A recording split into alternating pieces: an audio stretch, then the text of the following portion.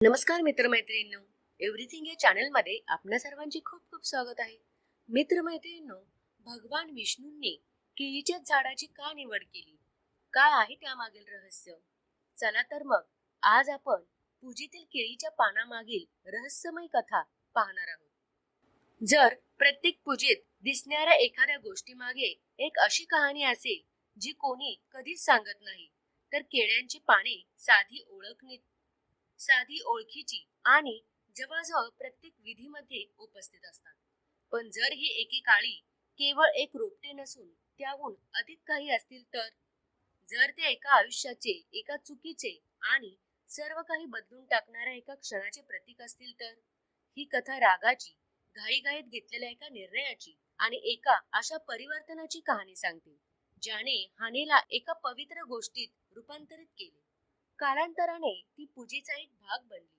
शांतपणे अस्तित्वात असूनही क्वचितच समजली जाणारी ही केवळ एक पौराणिक कथा नाही, तर हे त्यांचे प्रतिबिंब आहे. ही एका रागाची, घाईघाईत घेतलेल्या एका निर्णयाची आणि एका अशा परिवर्तनाची कहाणी सांगते, ज्याने हानेला एका पवित्र गोष्टीत रूपांतरित केले. कालांतराने ती पूजेला एक भाग बनली. शांतपणे अस्तित्वात असूनही क्वचितच समजली जाणारी ही एक केवळ पौराणिक कथा नाही, प्रतिबिंब आहे की एक क्षण, एक कृती आपल्या नशिबाला अशा प्रकारे आकार देऊ शकते, ज्याची आपण कधीच कल्पनाही केली नसेल. दुर्वास हे काही सामान्य ऋषी नव्हते. त्यांच्या क्रोधाची तिन्ही लोकांमध्ये दहशत होती. देव सुद्धा त्यांच्यापासून सावध राहत असे. त्यांचा एक शाप राज्ये, सत्ता आणि शांती नष्ट करू शकत होते. पण ही कथा केवळ त्यांच्या क्रोधावरील नाही, तर जेव्हा क्रोध मर्यादा ओलांडतो तेव्हा काय होते याबद्दल आहे.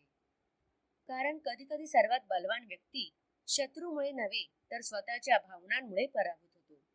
आणि त्यावेळेस त्याची किंमत एक मुलगी, एक चूक, एक क्षण जिथे प्रेमाचे रूपांतर विरहात झाले, तिच्या पवित्रतेसाठी आणि भक्तीसाठी ओळखली जात होती. पण प्रत्येक माणसाप्रमाणे तिच्याकडूनही चुका झाल्या.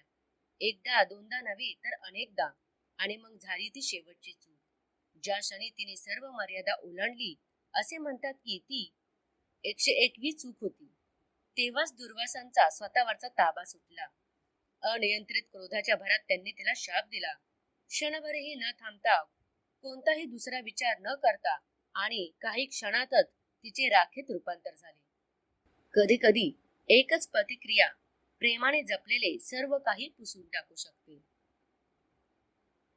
ज्या क्षणी राग ओसरला, त्या क्षणी वास्तवाचा धक्का बसला. आपण काय केले आहे हे ऋषी मुनींना जाणवले.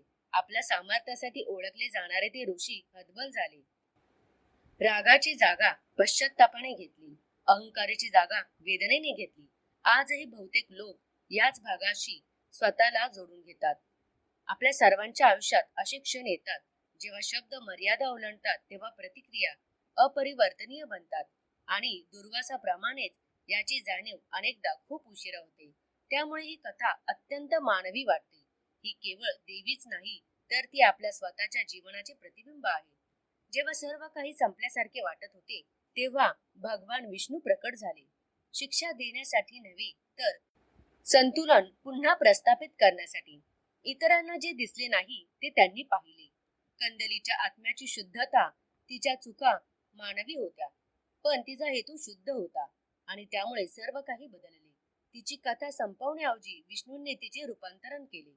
त्यांनी तिला एक नवीन रूप दिले, केळीचे झाड. शिक्षा म्हणून नव्हे, तर एक प्रतीक म्हणून, भक्ती आणि उपयुक्ततेमध्ये रुजलेले दुसरे जीवन. त्या क्षणापासून केळीची पाने पूजेचा भाग बनली. केवळ एक धार्मिक वस्तू म्हणून नव्हे, तर एक आठवण म्हणून. ती आठवण की चुकानंतरही पवित्रतेला देवी शक्तीमध्ये स्थान मिळू शकले. आज संपूर्ण भारतात पूजा, नैवेद्य आणि पवित्र विधीमध्ये केळीच्या पानांचा वापर केला जातो. बहुतेक लोक ही परंपरा पाळतात, पण त्यामागील कथा फार कमी लोकांना माहीत आहे. आणि त्यामुळेच ती अधिक शक्तिशाली बनते. कारण कधी कधी आपल्या सभोवतालच्या सर्वात साध्या गोष्टींमध्येच गहन अर्थ दडलेला असतो. व्यक्तिगत विकास, उत्पादकता आणि आरोग्यविषयक उत्कृष्ट पूर्ण सूचना व प्रेरणा मिळते. तर मित्रमैत्रिणींनो, अशा प्रकारे हे केळीचे झाड तयार झाले. आणि मित्रमैत्रिणींनो, या कारणामुळेच भगवान विष्णूंना हे केळीचे झाड प्रिय आहे. आणि मैत्रिणींनो, ही माहिती तुम्हाला जर आवडली असेल तर जास्तीत जास्त शेअर आणि लाईक करा. आणि असेच विविध प्रकारचे व्हिडिओ पाहण्यासाठी आमच्या चॅनलला लाईक आणि सबस्क्राईब करा आणि बेल आयकॉनला प्रेस करा. धन्यवाद.